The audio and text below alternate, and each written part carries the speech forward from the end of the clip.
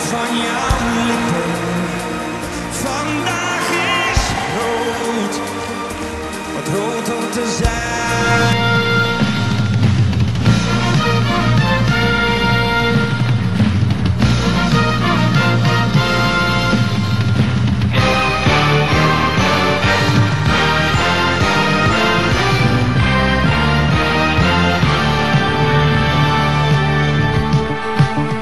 ...1952. Een jonge ambitieuze ondernemer start een luchtreclamebedrijf. Zijn naam Martin Schröder. 6 jaar later sticht dezelfde Schröder een echte luchtvaartmaatschappij, Martins Air Charter. Met een in Engeland gekochte Dove maakt hij zijn eerste rondvluchten boven Amsterdam.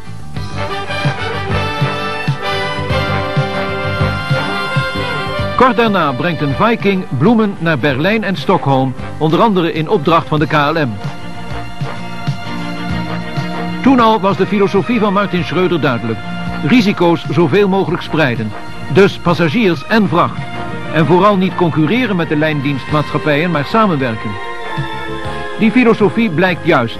En bankdirecteur Antoni Ruys zorgt voor de nodige financiële armslag. 1960. Aanschaf van het eerste grote vliegtuig, een DC-3 van Alitalia. In datzelfde jaar wordt meteen ook een tweede DC-3 aangeschaft. Immers, Nederland heeft de vliegvakanties ontdekt. Aanvankelijk vooral naar Palma de Mallorca. En dan bij voorkeur met Martins Air Charter. Het vakantievervoer neemt al snel zulke grote vormen aan dat de vloot in 62 met een 4-motorige DC-4 kan worden uitgebreid. Ook in ander opzicht is 1962 een belangrijk jaar. Lufthansa namelijk geeft dan Martins Air Charter opdracht om voor haar lijndiensten uit te voeren in Duitsland. Deze opdracht was voor ons bijzonder belangrijk, vooral de erkenning die erin besloten lag. Een erkenning van Lufthansa, niet de eerste, de beste in Europa. Vliegen in opdracht van andere maatschappijen wordt voor Martins Air Charter een belangrijke markt.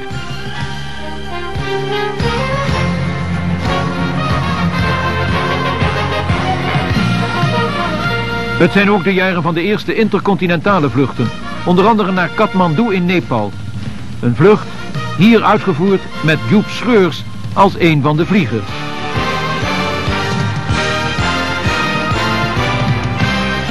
Naar Kathmandu met DC-3, dat was een avontuur. Na de Palma-vluchten van 5 uur op en neer mochten we plotseling naar de Himalaya.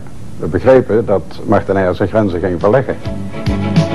Eind 1963 neemt de scheepvaart een groot belang in het bedrijf. Animator achter deze actie, ingenieur Lucien Ruys, voorzitter van de Netloyd Groep. Begin 64, aanschaf van de Convair. Voor het eerst gaan in dit jaar Martins Air Charters de hele wereld over.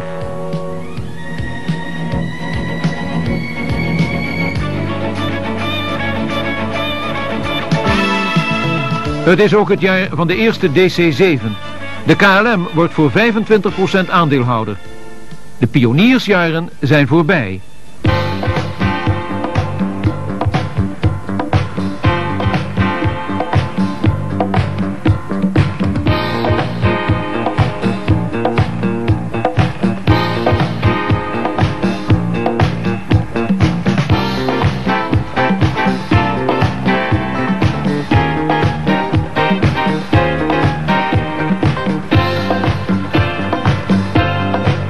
In die dagen gebeurde het nogal eens dat toestellen met veel vertraging binnenkwamen.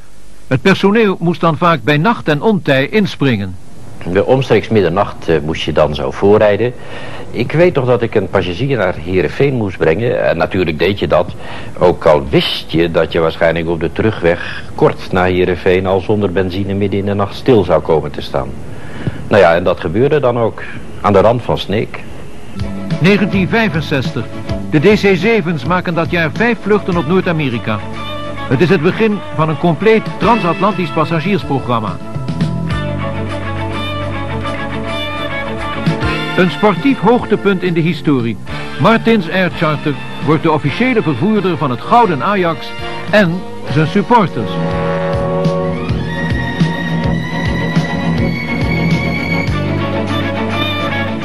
Ik was doodsbang voor vliegen. Maar voor in de cockpit bij Martin Air voelde ik me altijd op mijn gemak. Er heerste een geweldige sfeer. En feitelijk zijn die Europacups ook een klein beetje van Martinair. Eind 67 breekt ook voor Martins Air Charter het straaltijdperk aan. Van de KLM wordt een DC-8 overgenomen. In dit jaar wordt ook de naam veranderd. Martins Air Charter wordt Martin Air. Onder die naam wordt voor het Rode Kruis een groot aantal voedselvluchten uitgevoerd naar het hongerende Biafra. 1968. Prins Bernhard opent het gloednieuwe kantoorgebouw. Hoogtepunt in dat jaar is de aankoop van alweer een nieuw type vliegtuig. In 68, gloednieuw van de fabriek, kochten we de DC-9. En daarmee waren we in 10 jaar echt volwassen geworden. De jaren 70 vertonen het beeld van een snel groeiende vloot. De nieuwe Fokker F-28 wordt onder andere ingezet om gehandicapten jaarlijks een dagje uit te bezorgen. Vanaf 72 verzorgt Martinair ook onderhoud en operatie van de regeringsfellowship. De koninklijke familie is derhalve regelmatig te gast. In die dagen vervoert Martinair in opdracht van Garuda duizenden pelgrims naar Mekka, een operatie die 7 jaar zal duren. Dan komt ook de eerste widebody het bedrijf binnen, hier op invlucht uit Hongkong. Het is de DC-10 die met passagiers en vracht over de hele wereld vliegt.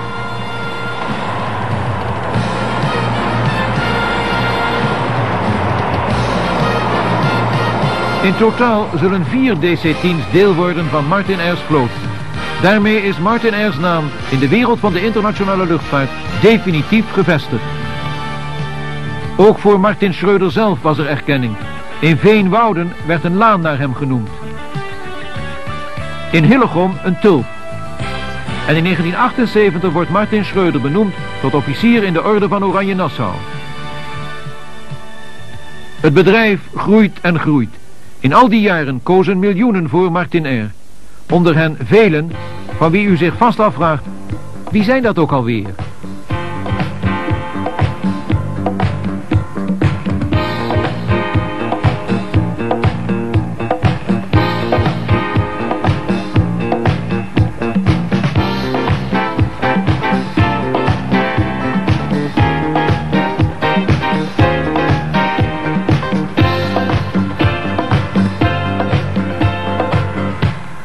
De jaren 80 zijn eigenlijk één lange aaneenschakeling van belangrijke gebeurtenissen, zoals het 25-jarig bestaan.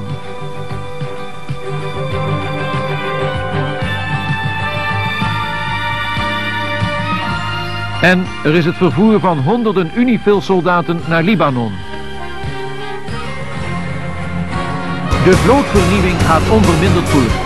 Zo is daar in 1984 de aanschaf van de Airbus. Tot deze week het hoogtepunt in de toch al zo rijke historie van dat bedrijf waar Nederland terecht zo trots op is. Martin Air.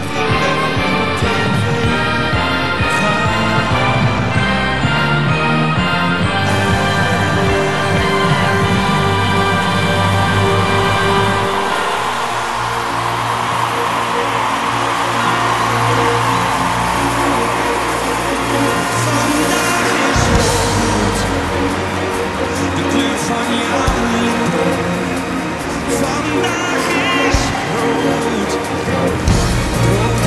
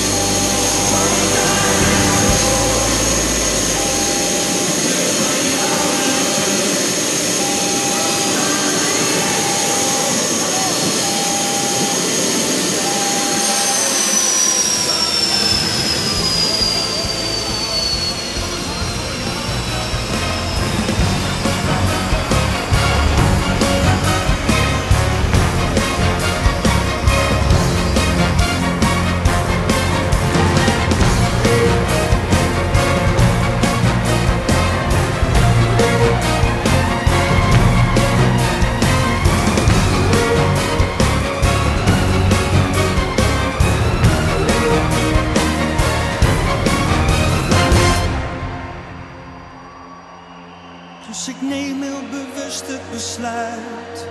De krant leg ik weg en de tv gaat uit.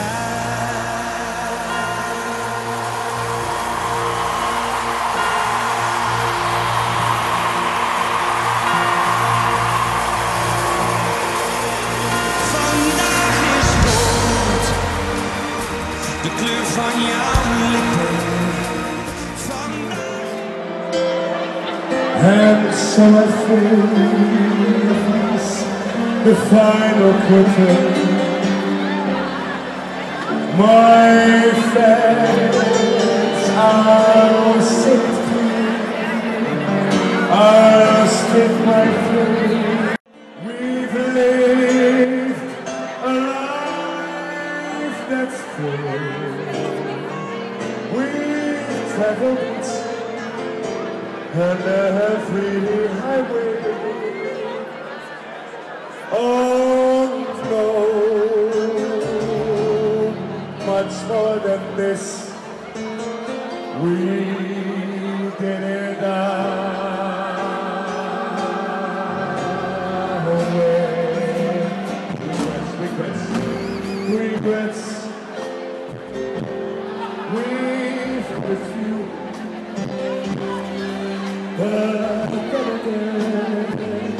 Just you to mention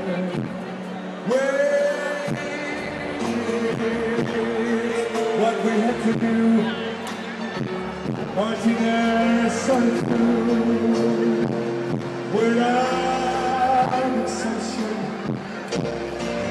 We've led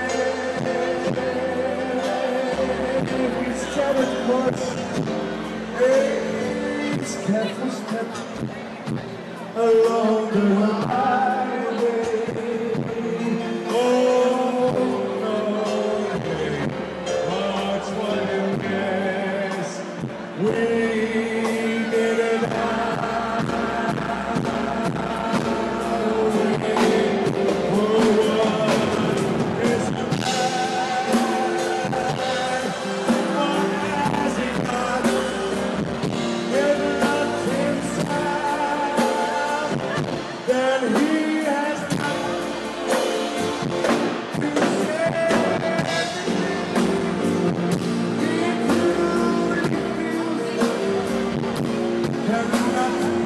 the words of what we need.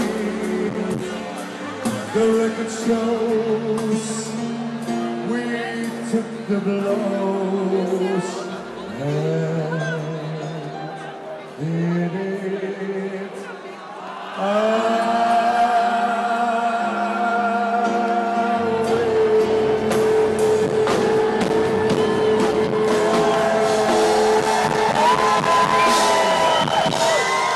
Dankjewel, dankjewel.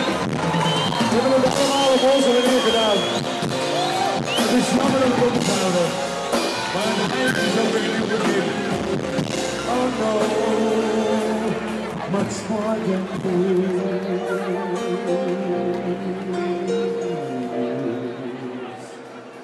We did it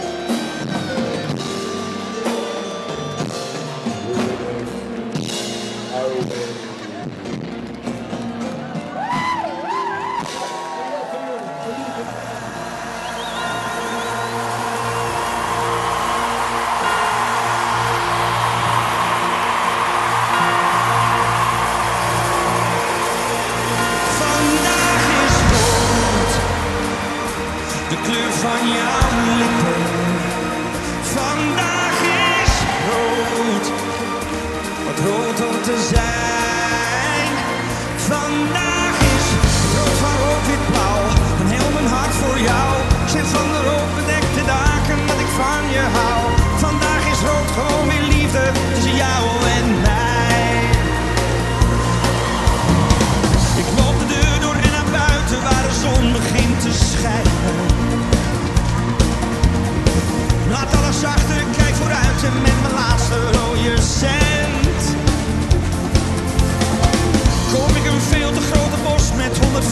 rode